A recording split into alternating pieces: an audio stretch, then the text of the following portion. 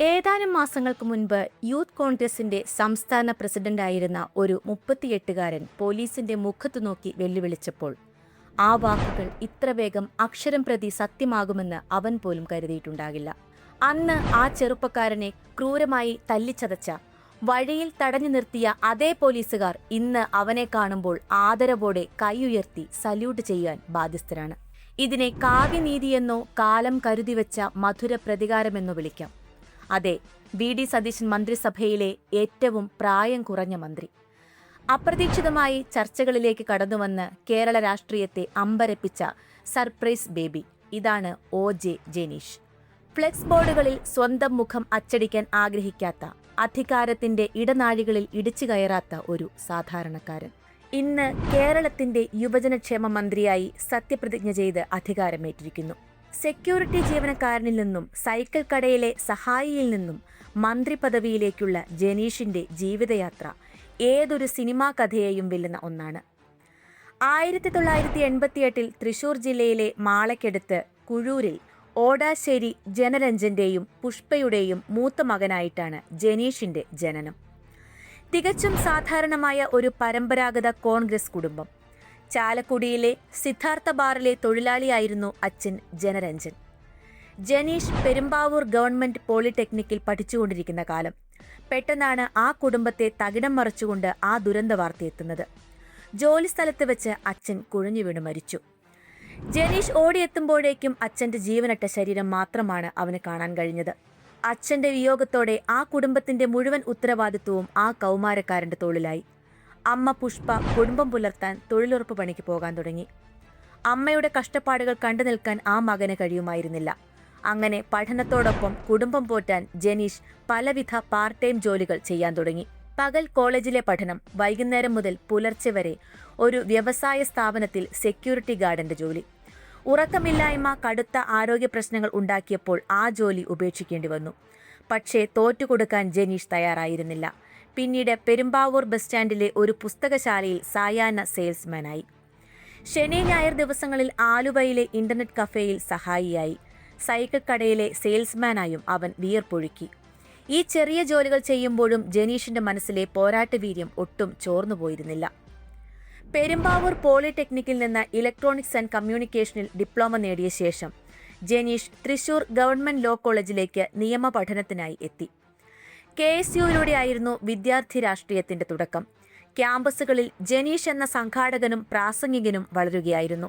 KSU Thrissur ജില്ലാ vice പ്രസിഡന്റായും പിന്നീട് youth Congress ജില്ലാ പ്രസിഡന്റായും ജനീഷ് ഉയർന്നു. കോൺഗ്രസ് രാഷ്ട്രീയത്തിൽ പൊതുവെ കണ്ടുവരുന്ന ഒരു ശൈലിയുണ്ട്.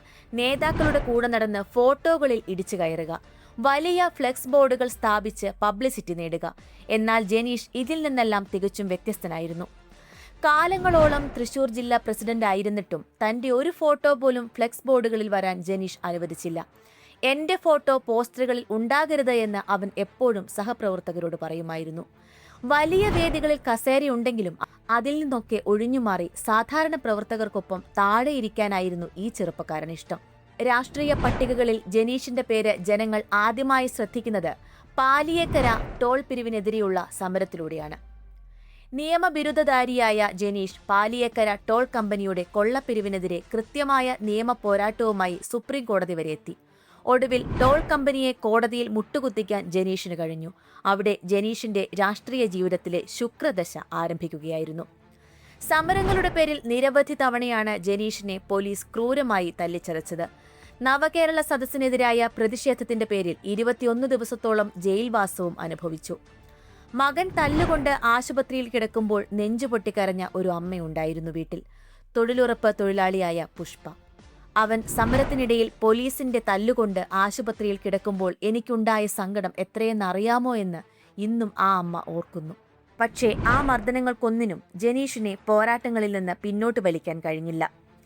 യൂത്ത് കോൺഗ്രസ് സംസ്ഥാന അധ്യക്ഷനായിരുന്ന രാഹുൽ മാങ്കൂട്ടത്തിൽ ഒരു വിവാദ കേസിൽപ്പെട്ട് പാർട്ടിയിൽ നിന്ന് പുറത്തുപോകുന്ന സാഹചര്യം വന്നപ്പോൾ ആ കസേരയിലേക്ക് കോൺഗ്രസ് നേതൃത്വത്തിനു മുന്നിൽ മറ്റൊരു പേര് ആലോചിക്കാൻ പോലുമില്ലായിരുന്നു. ഗ്രൂപ്പ് സമവാക്യങ്ങൾക്കെല്ലാം അതീതമായി വോട്ടുകൾ നേടി ജനീഷ് യൂത്ത് കോൺഗ്രസ് സംസ്ഥാന പ്രസിഡന്റ് പദവിയിലേക്ക് അപ്രതീക്ഷിതമായി കടന്നുവന്നു.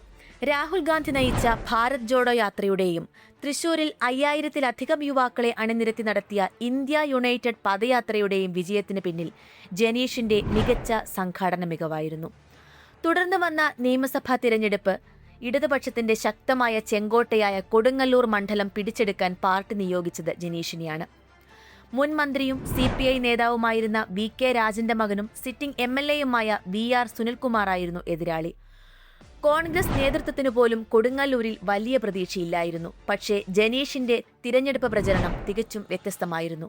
അത് കേവലം ഒരു വോട്ടുപിടുത്തമായിരുന്നില്ല, അതൊരു സ്നേഹയാത്രയായിരുന്നു. കനത്ത വെയിലിൽ ജോലി ചെയ്യുന്ന തൊഴിലുറപ്പ് അമ്മമാരെ കാണുമ്പോൾ ജനീഷ് വണ്ടി നിർത്തിയിറങ്ങും. തൊഴുതുകൊണ്ട് പറയും, നിങ്ങളെപ്പോലെ ഒരാളാണ് എൻ്റെ അമ്മയും. തൻ്റെ അമ്മയുടെ കഷ്ടപ്പാടുകളും പഠിക്കാൻ വേണ്ടി താൻ ചെയ്ത സെക്യൂരിറ്റി ജോലികളെക്കുറിച്ചുമൊക്കെ സാധാരണക്കാരന്റെ ഭാഷയിൽ അവൻ അവരോട് സംസാരിച്ചു. ജനീഷിന്റെ ഈ ലാളിത്യം കൊടുങ്ങല്ലൂരിലെ വോട്ടർമാരുടെ നെഞ്ചിലാണ് തൊട്ടത്.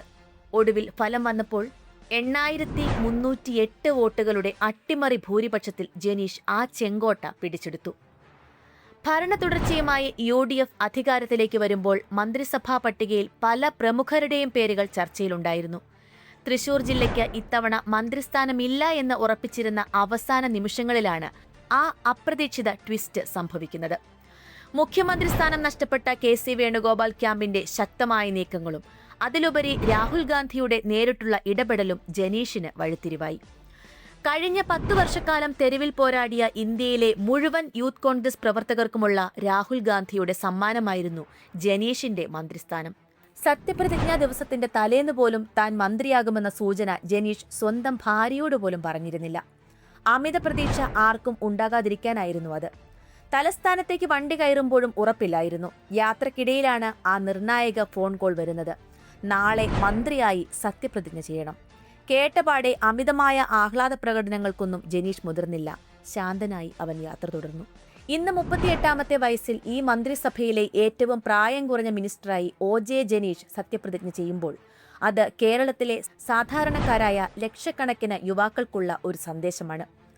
ഒരു തൊഴിലുറപ്പ് തൊഴിലാളിയുടെ മകന് പഠനകാലത്ത് സെക്യൂരിറ്റിയായും സെയിൽസ്മാനായും ജോലി ചെയ്ത ഒരു ചെറുപ്പക്കാരന് കഠിനാധ്വാനവും പോരാട്ട വീര്യവുമുണ്ടെങ്കിൽ ഈ നാടിന്റെ ഭരണസിരാ കേന്ദ്രത്തിൽ വരെ എത്തിച്ചേരാൻ കഴിയുമെന്നതിന്റെ ജീവിക്കുന്ന തെളിവ്. വലിയൊരു ഉത്തരവാദിത്വമാണ് പാർട്ടി ഏൽപ്പിച്ചിട്ടുള്ളത്. ജനങ്ങൾ വലിയ പ്രതീക്ഷയോടെയാണ് UDFനെ തിരഞ്ഞെടുത്തത്. ജനങ്ങളെ നിരാശപ്പെടുത്തുന്ന യാതൊരു സമീപനവും എന്റെ ഭാഗത്തുനിന്ന് ഉണ്ടാകില്ല. മന്ത്രിയായി ചുമതലയേറ്റ ശേഷം ജനീഷിന്റെ വാക്കുകളാണിത്. അധികാരത്തിന്റെ ധാർഷ്ട്യമില്ലാതെ, ഫ്ലെക്സുകളുടെ പകിട്ടില്ലാതെ ജനങ്ങൾക്കിടയിൽ നിന്ന് വളർന്നുവന്ന ഈ യുവജനനായകൻ കേരളത്തിന്റെ വികസന കുതിപ്പിന് പുതിയൊരു ഊർജം നൽകുമെന്ന് ഉറപ്പാണ്. തെരുവിൽ തല്ലിയ പോലീസുകാരെ കൊണ്ട് സല്യൂട്ട് അടുപ്പിച്ച ഈ 38കാരന്റെ കഥ കേവലം ഒരു രാഷ്ട്രീയ വിജയമല്ല, അത് ജീവിതത്തോട് പടവെട്ടി ജയിച്ച ഒരു സാധാരണക്കാരന്റെ മഹാകാവ്യമാണ്.